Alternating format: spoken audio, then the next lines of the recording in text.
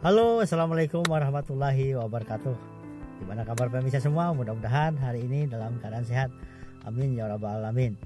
Hari ini saya mau menjelaskan tentang kolesterol fobia. Nah, pasti pemirsa semua sudah pernah mendengar apa itu kolesterol fobia. Apakah ada efeknya bagi kita? Apakah itu perlu diwaspadai dan lain-lain. Baik, sebelum saya lanjut, jangan lupa like, share, dan komen ya kalau memang ini bermanfaat. Dan jangan lupa di subscribe Ahli Gizi Rosehan. Oke, hari ini saya jelaskan dulu tentang kolesterol fobia. Kolesterol fobia adalah rasa ketakutan ya mengkonsumsi kolesterol karena mereka memandang bahwa kolesterol itu berbahaya ya. Jadi mereka selalu berusaha menghindar apakah makanan ini mengandung kolesterol, apakah makanan ini mengandung kolesterol. Akhirnya dia memilih bahan makanan yang tidak ada kolesterol, misalnya dari nabati ya, dari sayur-sayuran dan buah-buahan. Pokoknya mereka menghindar ya, jangan sampai ini kolesterol saya naik gitu ya. Nah, ini apakah ini benar? Jadi sebenarnya perlu saya luruskan dulu bahwa kolesterol fobia itu memang rasa takut karena nanti bayangannya memang kolesterol ini sangat berefek terhadap berbagai penyakit, termasuk penyakit pembunuh nomor 1 di dunia ya, seperti serangan jantung, serangan stroke ya, dan berbagai penyakit lain yang memicu itu. Nah, dari segi pandangan kita sebenarnya kolesterol fobia itu tidak perlu berlebih-lebihan. Bagi Anda yang memang mempunyai kelebihan kolesterol, Anda cukup mengurangi kolesterol itu ya. Kenapa? Karena kolesterol harus ada dalam tubuh kita. Kenapa? Karena peran dari kolesterol sangat penting. Seperti apa? Sebagai hormon ya, pembuat hormon loh ya. Hormon kita itu terbuat dari kolesterol pemirsa. Kalau kita tidak punya hormon, apa yang terjadi? Misalnya hormon insulin. Hormon kita tidak ada insulin, tubuh kita gula darah kita akan naik ya, dan kita akan terkena penyakit namanya diabetes. Hormon pertumbuhan ya, hormon tertentu di mana berperan di situ adalah kolesterol. Nah, jadi kita jangan sampai juga kalau kita kolesterol fobia, kita takut akan kolesterol yang berlebih, tapi kecukupan kolesterol kita berkurang sehingga akan mempengaruhi hormon kita ya. Ini bisa kita lihat pada orang-orang yang bulimia ya, atau orang yang makan dulu lalu dimuntahkan lagi sampai badannya kurus sekali tinggal tulang. Nah, orang itu sudah mengalami namanya gangguan hormon. Kenapa? Karena kolesterol, lemak-lemak yang ada dalam tubuhnya sudah tidak ada ya. Dan ini sangat berefek terhadap pertumbuhan dia, dan ini jangan sampai terjadi ya. Oleh karena itu kita harus selalu mengkonsumsi sumber kolesterol, tapi jangan berlebih, ada batas. Kecuali kalau Anda memang sudah mempunyai kadar kolesterol tinggi, Anda harus berdiet. Segera datangi ahli gizi ya. Anda bisa juga nulis komen di bawah menanyakan sesuatu ke saya, Pak, apa yang bagus dihindari ya. Di video saya juga banyak tentang makanan-makanan yang kaya akan kolesterol ya. Nah, begitu pentingnya manfaat kolesterol sebagai pembuat hormon. Yang kedua, dia juga sebagai pembuat saraf kita ya. Jadi jaringan-jaringan saraf ini juga banyak terbuat dari kolesterol. Bayangkan kalau tidak ada, apa yang terjadi dalam tubuh kita ya. Nah, kolesterol juga fungsinya banyak sebenarnya ya. Nah, tapi memang kalau berlebih dia berbahaya.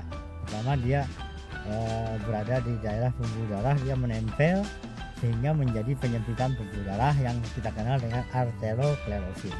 Dan ini akan terjadi tekanan darah yang meningkat memicu pecahnya ya. Kalau pecahnya di jantung namanya serangan jantung, kalau di kepala namanya stroke. Ini yang kita hindari ya. Berapa batas kolesterol kita? Sebenarnya beberapa rujukan, tapi rata-rata memang 200 mg per dl ya. Sepanjang Anda masih di bawah berarti Anda masih normal ya. Kecuali sudah 300, 400, Anda harus berdiet rendah kolesterol. Ya, mesti Anda harus menghindar akan makanan-makanan yang bersumber kolesterol. Yang penting Anda bijak dan hati-hati mengkonsumsi yang berlebih. Kolesterol hanya ada pada sumber hewani, tidak ada pada nabati. Bohong kalau minyak goreng mengatakan tidak mengandung kolesterol. Iya, memang benar dia tidak ada kolesterol karena sumbernya dari nabati. Nabati tidak ada kolesterol ya. Memang minyak jenuh memicu meningkatnya kadar kolesterol, tapi minyak bukan sumber kolesterol karena dia dari nabati ya. Nah, kemudian beberapa hal yang perlu diperhatikan kalau memang Anda mengalami kenaikan kadar kolesterol darah. Pertama, Anda harus mengurangi makanan namanya jeroan ya. Saya sudah jelaskan di video saya sebelumnya, ternyata jeroan itu kadar kolesterolnya sangat tinggi, seperti otak, hati, ginjal, paru ya. Nah, itu dihindari kalau Anda mengalami kenaikan kolesterol. Yang kedua, telur tinggi kadar kolesterolnya yang ada di kuning. Kalau Anda tinggi kolesterol, Anda boleh makan telur tapi yang putihnya saja, kuning jangan dimakan. Tapi bagi Anda yang tidak masalah dengan kolesterol, tidak masalah ya. 1 biji sehari sudah recommended ya.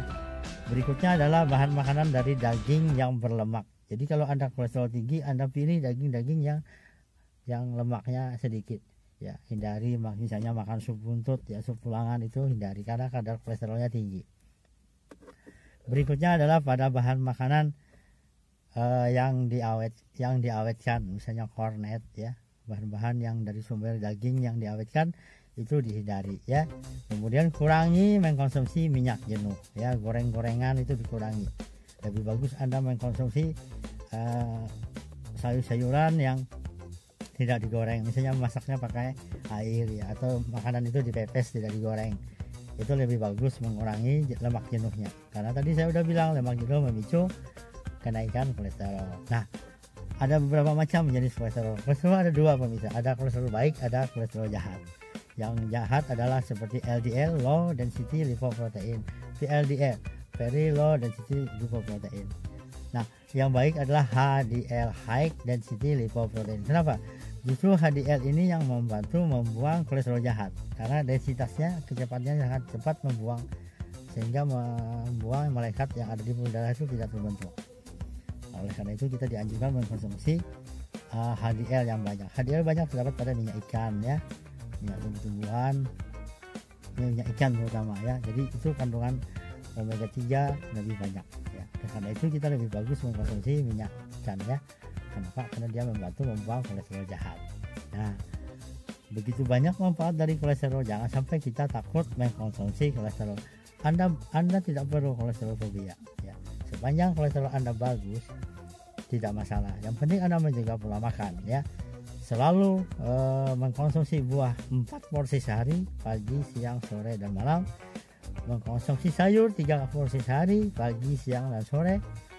Anda akan terhindar dari kolesterol yang meningkat. Ingat, walaupun kita tidak mengkonsumsi kolesterol, hati akan membuat kolesterol itu biar bisa dimanfaatkan sebagai hormon ya. Jadi tubuh selalu menghasilkan kolesterol. Seandainya Anda pun menjadi kolesterol fobia, Anda jangan bilang Anda tidak ada kolesterol. Hati akan membentuk kolesterol sebagai bahan pembentuk hormon dan berbagai manfaat yang lain tadi. Oleh karena itu, selalu menjaga pola makan yang baik ya, menghindari bahan makanan yang tinggi kolesterol, yang terlalu tinggi ya. Tapi Anda jangan sampai takut. Nah, selain itu Anda juga harus mengubah perilaku hidup yang bersih, sehat ya. Kemudian rajin berolahraga ya. Olahraga itu penting. Kenapa? Karena dia juga mencegah berbagai macam penyakit. Apalagi sekarang dalam suasana COVID-19, kekuatan kita, tubuh kita, imunitas kita harus meningkat. Nah, untuk lemak kita dianjurkan mengkonsumsi lemak esensial, yaitu DHA yang terdapat pada minyak ikan ya. Di tempat kita banyak ikan ya. DHA lebih banyak memang dia di ikan laut ya. Jadi saya mungkin bisa kupas nanti tentang ikan laut. Jadi ikan laut dengan ikan sungai itu lebih tinggi DHA-nya di ikan laut ya, karena mungkin tempatnya di daerah lautan itu ya. Jadi memang omega 3-nya tinggi.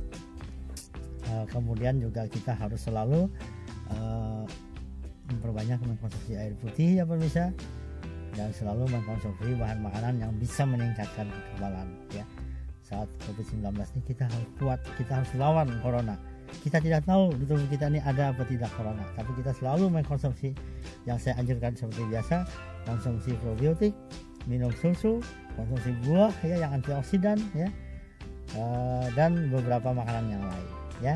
Baik, semoga ini bermanfaat, semoga ini memberi penjelasan kepada pemirsa semua tentang kolesterol fobia ya. Anda tidak perlu takut dengan kolesterol sepanjang Anda kadar kolesterol Anda normal ya. Justru kolesterol sangat kita perlukan. Terima kasih. Jangan lupa selalu ikuti halaman Ahli Gizi Rosehan di YouTube Ahli Gizi Rosehan, dan info-info yang saya berikan akan bertambah semangat saya kalau Anda subscribe dia ya. Tolong bagikan ke orang lain kalau ini bermanfaat, karena ini sangat penting bagi kita semua. Terima kasih. Assalamualaikum warahmatullahi wabarakatuh.